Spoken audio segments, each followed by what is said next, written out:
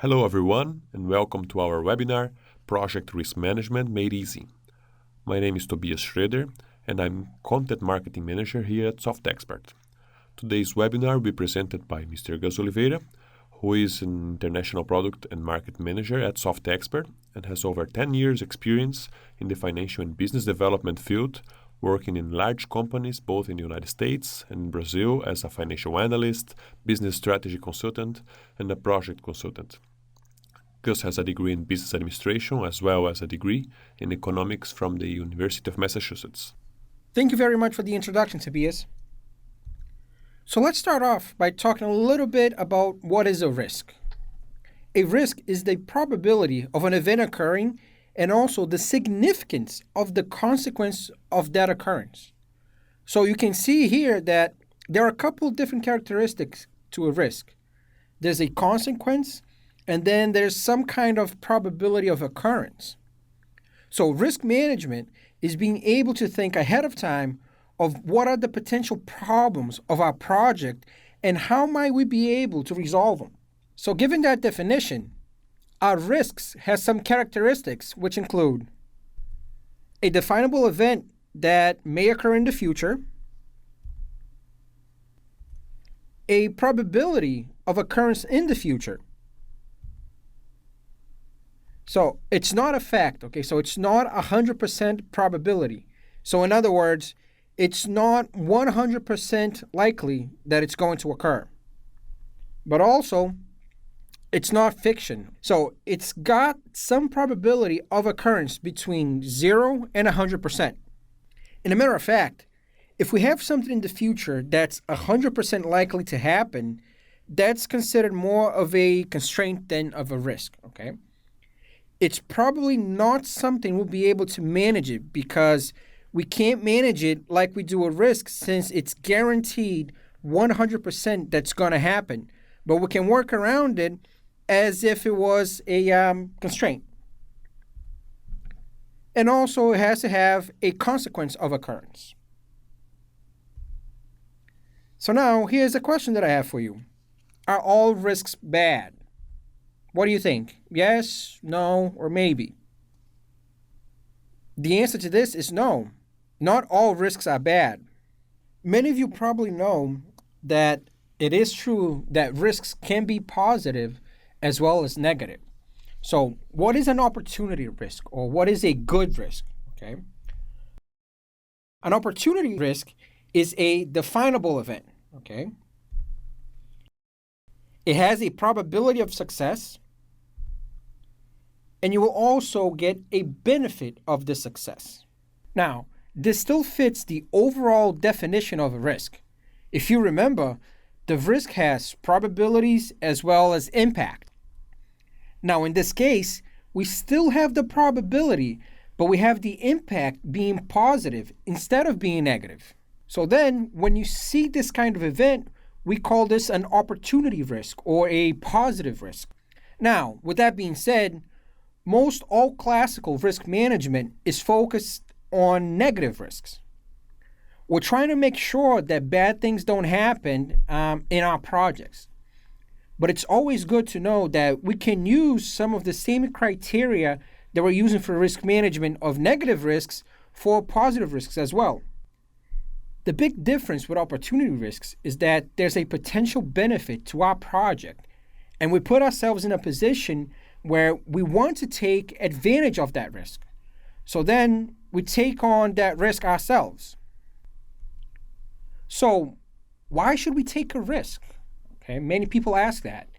The answer is, we take a risk in order to gain a reward that comes from that risk. I also want to mention a couple of things about assumptions, which you guys have seen before. Assumptions are generally statements that are believed to be true. And the reason why we have assumptions is because everything cannot be known with 100% certainty.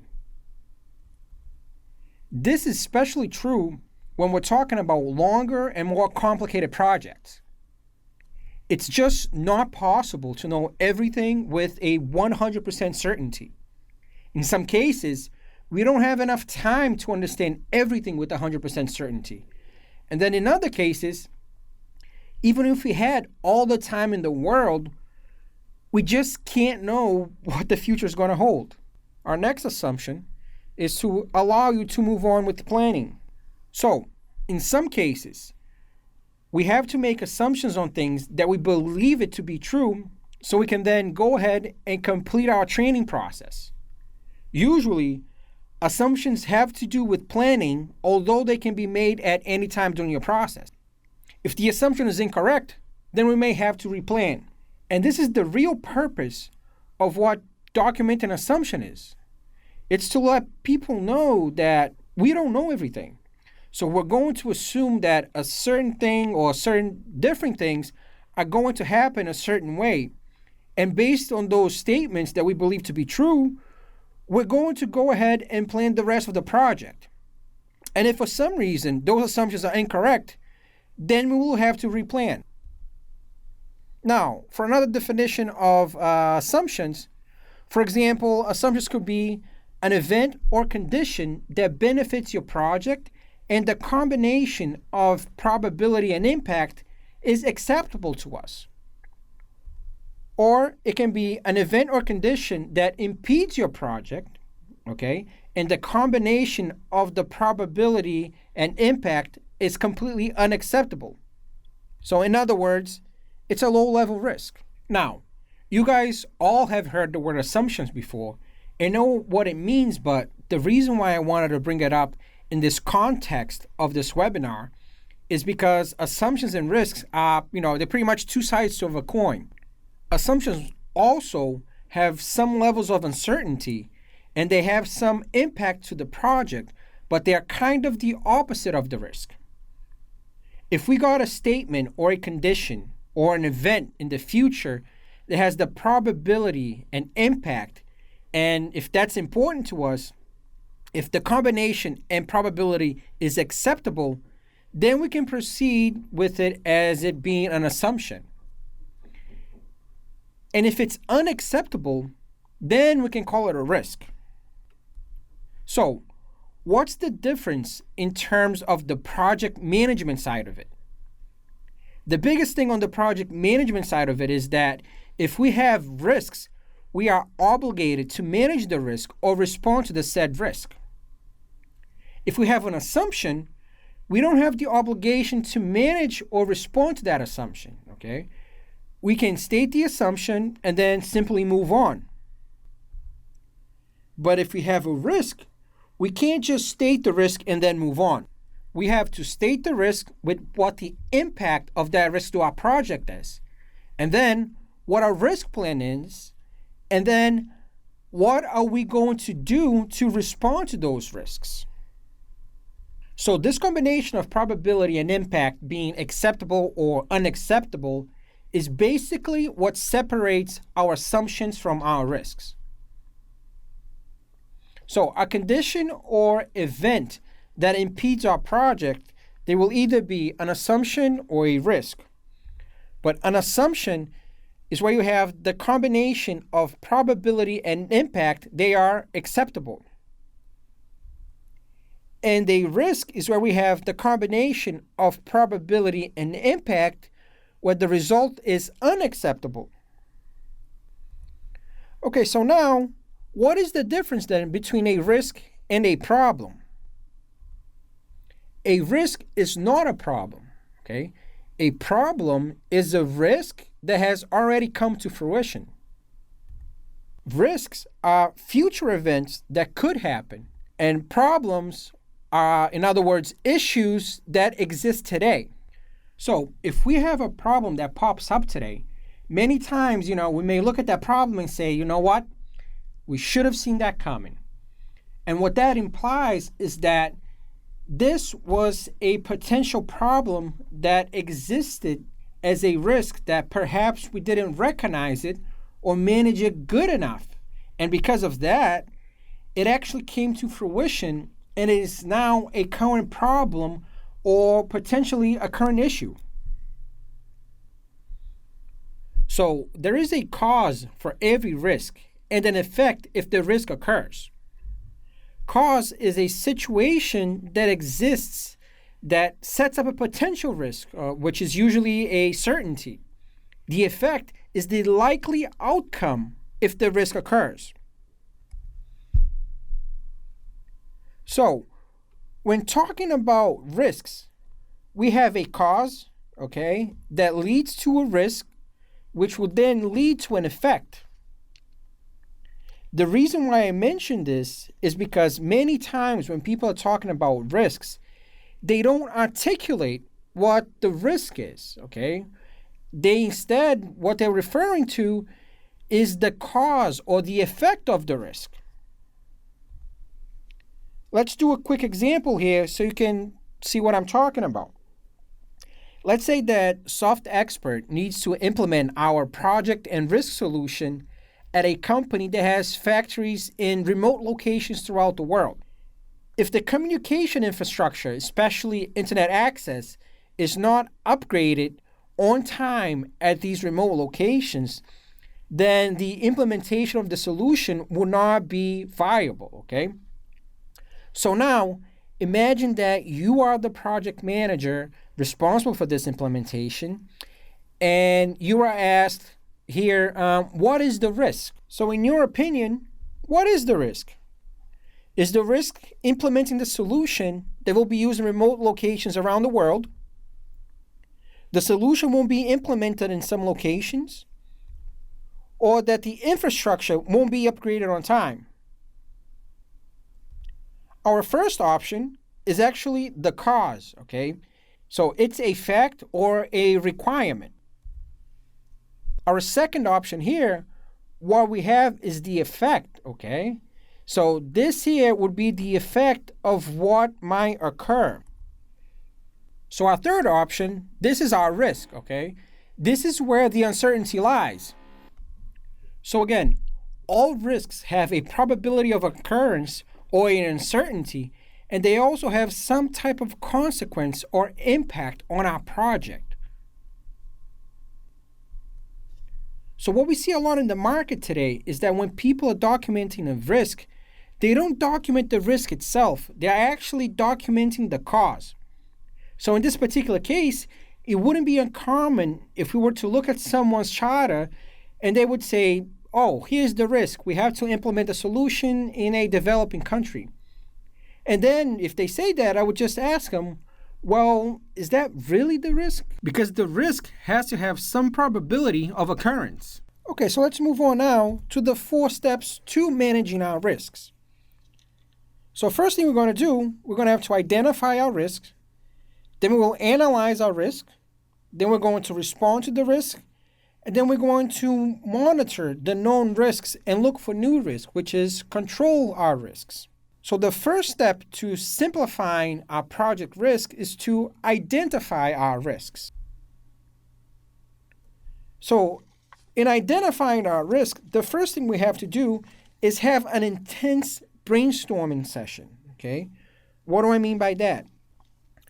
Project risk management is one of the processes in project management that it isn't utilized as much as it should be, okay? To me, it's not something that every project must be rigorous on. We always try to think about trying to scale our project management process. So let's say that if we have a small project, let's say a 15-day or 20-day project, then it's probably not going to be that risky of a project.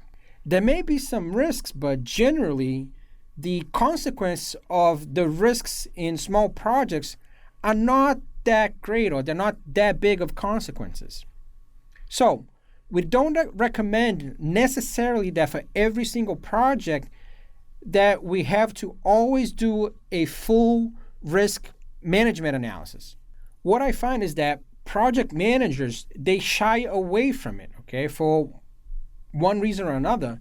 And one of those reasons is because it takes a lot of extra work, and also because everybody is so reactive all the time instead of being proactive, okay?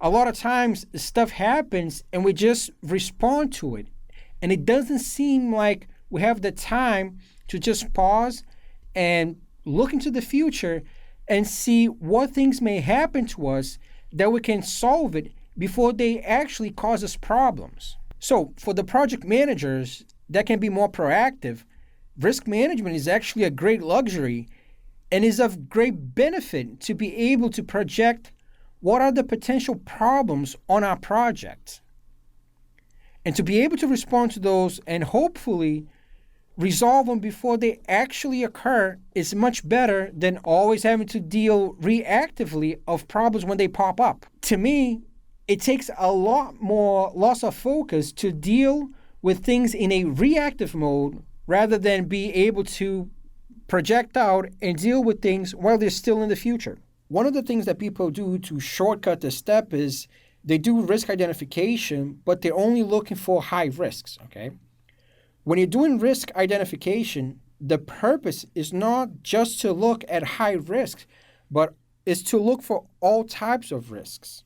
The reason why we want to have this intense brainstorming is because we're trying to identify as many risks as we can, and if we're only trying to find high risks, then we might miss a lot of risks that are really important to us because we have an arbitrary filter about what a high risk looks like before we even start. Now, you're going to do that in two ways. The first way we'll generally do it is that we will look for inherent or generic risks. So inherent risks are risks based on project characteristics, okay? They can be referred to project size and structure, sponsorship and commitment, effect on the organization, as well as staffing, okay, or your project team. These are all risks that exist on a project based on the general characteristic of the project itself. So in other words, generally, big projects are riskier than small projects. So if I have an 18-month project that has 15 people and multiple vendors, it's probably going to be more risky than if I have a 15-day project that only has a couple of people working on it. So with less people involved, less time, probably less consequences, which decreases the risk of the project. Now, obviously, there are 30-day projects or shorter projects that are very important and have great risks. But generally speaking, these smaller projects, these 30-day projects or 15-day projects, they tend to have smaller and fewer risks. Now, with the sponsorship, if you got a brand new sponsor and you're not sure how committed they are, that is a little higher of a risk than a project that already has a committed and engaged sponsor. As for the effect on the organization, if your project has a major effect on the organization, then it's going to be riskier than if your project doesn't have much of an impact on the organization. Now, regarding your project team, if I got people who are new to this type of project, that's a lot riskier than if the people who are working on it have done this type of work before or have done this type of work many times in the past. Now, these are examples of what I would call inherent risks because if you notice, when I gave you these scenarios, I didn't tell you whether they were, an engineering project, an IT project, manufacturing project, or a marketing project, okay? I didn't give you any characteristics of the actual project itself. I just mentioned all generic risk or generic characteristics. And that's the thing with risk identification. We don't have to invent anything from scratch because we can start off with the risks that are pretty generic. The second place you can go is to look for specific risks that are important for your particular project. These are project-specific risks. These could be risks associated with your own project team, your sponsors, and your customers, okay? You can work with the project team to identify what these risks are. You can also discuss the identified risk with the sponsor and with other stakeholders as well. If you wanted to, you could take a generic project checklist, okay, that you can find anywhere. You can find them online, And you can supplement that with inherent risks to your own organization. But still, you have to look at your particular project or your particular circumstances and see what other risks are going to be possible for your project. Now, this doesn't have to be a long process. You could have a meeting and maybe work with the project team and the sponsor to brainstorm, or you as a project manager could create the initial list and then circulate the list to others to identify more risks as well. Now, you may be thinking to yourself that you're going to find a lot of risk because that's what we're going to do in our brainstorming section, and you're quite right. You may also think it's going to be a lot of trouble because you're going to have to manage all the risks, which is also true. But keep in mind that since we got that list in our brainstorming session, it doesn't mean that we're going to have to manage all those risks. And that's where our risk analysis stage comes in. In this stage, we're going to decide which are the risks that are actually going to have to be managed. Now, again, risk identification is going to result in a wide variety of risks, but that doesn't mean you have to manage all those risks. So now, let's give you a scenario. Let's say that we identified 54 risks in our brainstorming session, okay? And one of those risks that we identified has only a 1% chance of occurring. Now, let me ask you, should we try to manage that risk? What do you guys think? Think we should? No, it only has a 1% chance of occurring, we don't have to? Or do you think maybe? Well, the answer to this question is actually maybe. Because it's going to depend on what the impact of that risk actually is. So here's a scenario of a 1% risk, okay? So as we talked about earlier, a risk is a combination of probability and impact. So only knowing the probability, which in this case is 1%, we only have half of the information that we need.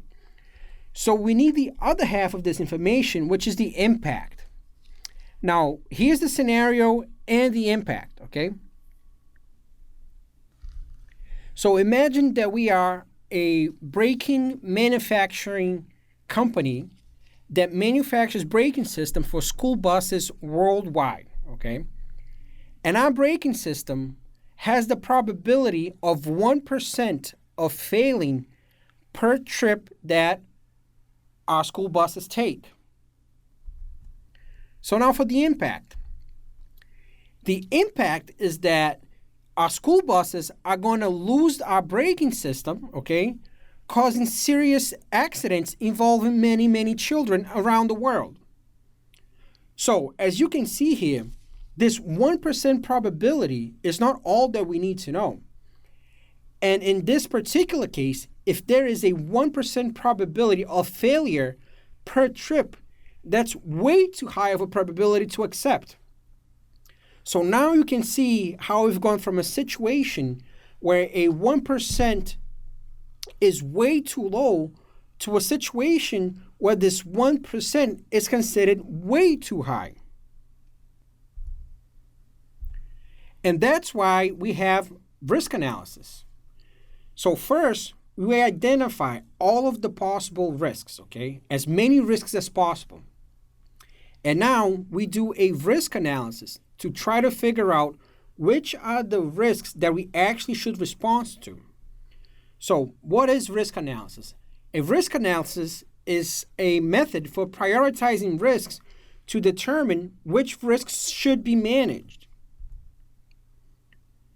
And also, we evaluate each risk based on impact and likelihood.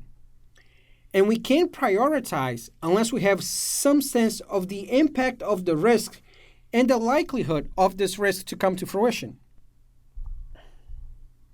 So now, let's take a look at an example of how we can look at this probability and occurrence. In this particular table, you see that we have very subjective categories. We have the risk divided into low, medium, and high probability. And we also have low, medium, and high impact. So you'll notice that if I got a risk with a high probability and a high impact, if I cross-reference those, I probably should respond to that risk. It makes sense, right? On the other hand, if I look at the other extreme, if I have a risk that has a low probability and a low impact, then that's a risk I can ignore. And then the other combinations have some probability and impact as well. Okay, so let's do a couple more. So if I got a risk with a medium probability and a low impact, I can also ignore that risk, okay? And if I got one that's got a low probability but a high impact, then that's one where I may need to think about for a little bit, okay? So when I see these that say caution, I've got to figure out, does it make sense for me to respond to that particular risk, or should I ignore it, okay? This is what our risk matrix is trying to do for us. It's trying to help us analyze to determine whether or not we need to respond to a certain risk. Now, this type of table is fairly subjective. We have our risk qualified as high, medium, and low. So now you will see these terms qualitative and quantitative, which implies that we're going to use subjectivity, okay? So qualitative implies that some subjectivity is applied, while quantitative uses a more sophisticated technique to arrive at a more objective risk analysis. I think what you find is that probably around 90% of people who do project management are perfectly fine with using a qualitative analysis. In other words, similar to the table that we just saw a little bit ago, which is not a real rigorous or scientific method. That is absolutely fine for most of us and most of our projects, but if I got projects that require more rigorous discipline, like the example I gave earlier, where the company builds braking system for school buses, okay? As you can probably imagine, they're not dealing with risks in a qualitative manner, okay? They're probably dealing with risks in a very precise manner with very precise numbers and scientific methods. So, for those kinds of projects, they need risk management models, probability distributions, they need Monte Carlo analysis, and they need a lot of the math and equations and science, which is basically a quantitative analysis, okay? For most of us, though, we're fine with just a qualitative analysis. The table I showed earlier qualifies simply as high, medium, and low. But I know that many organizations end up going into a 1 through 5 scale where they have probability ranked from 1 to 5 and then impacts ranked from 1 to 5, which is absolutely fine. The only difference is that in this matrix, it would have a lot more combinations than the one I showed earlier. Okay, so let's recap what we've done so far. We've identified as many risks as possible. Then we've taken those through some analysis to determine which are the ones we should respond to. And now, the ones we should respond to, we need to create some type of risk response plan for. And this is where a risk plan comes in. We don't have to do a risk plan for every single risk. We just have to do it for those we found that are important enough in our risk analysis, and we have a number of responses for those risks. We can abandon the risk, monitor the risk, avoid the risk, delegate the risk, or we can mitigate the risk. So we can abandon the risk because there's not a good alternative to respond, or perhaps the risk response is actually more costly than the risk event itself. We can monitor the risk, which means we will keep an eye on it because maybe it's not an appropriate time to respond just yet, but we'll keep an eye on it in case we need to respond to it later. We can avoid a risk. This means that we will restructure the process in a way that the risk itself goes away. We can also delegate the risk, okay? What this means is that the risk is still there, but somebody else is going to be responsible for dealing with it. And lastly, we can mitigate the risk. Mitigating the risk is the one we usually think about when it comes to risk management. So mitigation is the one that is common, which means that we're going to lower the impact or lower the probability of this risk. If possible, we want to lower the probability to zero, in which case we will have effectively eliminated the risk. Or we can lower the impact on our project to be zero, in which case we have also eliminated the risk. But even if we can't lower the impact or probability all the way down to zero, it doesn't mean that we can't still mitigate. If we have a risk, for instance, that has a 60% chance of occurring, and we can mitigate that down to a 5% chance, that's still pretty powerful. That's still likely that the risk is not going to occur. Now, in many organizations, many project managers manage risk upfront when they're doing their project planning. They identify the risk, then they respond to the risk, but then they think that risk management is actually over. When in actuality, there is a fourth part of our risk management plan, which is our risk control. Here, we have to monitor the risk plans to ensure that they're being executed successfully. That monitoring takes a couple of different tasks. Number one, all of the risk plans that we have in place today, we can review to make sure that we are successfully responding to the risks that we've seen already.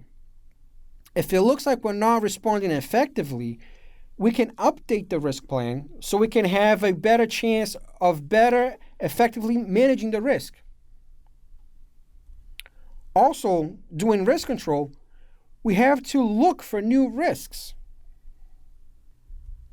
And now, if new risks are identified, then we have to go on and do another risk analysis and follow up with a new risk response. Just because we did a risk analysis at the beginning of a project, it does not mean that those are all the risks that are going to pop up during our project, okay? The longer the project is, the more risks are going to happen during the project. Now, if we find new risks, that's basically risk identification, which would take us through our model again so we can analyze the risk and then take the appropriate action if the risks are important enough. Because risks are a future or potential event, the list of risks is not just going to keep growing and growing as the project goes on. By the time our project finishes, we should not have any risks left in our project risk registry or in our project log. Now, obviously, there could be operational risks and support risks, but in terms of our project risks, when the project ends, the risk log should be completely empty. As we mentioned in the beginning of this webinar, managing risks in a project is extremely critical for the success of the project. And with the right tools, your risk analysis process can be made a lot easier. One of the tools that SoftExpert has in our solutions portfolio is the project and portfolio management solution, which includes our project risk management component. SE Project is an enterprise web software that enables companies to manage the projects, products, people, services, and financials. It provides a comprehensive set of features that streamlines project management's best practices to accelerate project delivery, integrating project management and the process controls with a low total cost of ownership. SC Project manages and automates project requests, planning, execution, control, and closing processes, automatically sending notifications to those responsible for carrying out their tasks.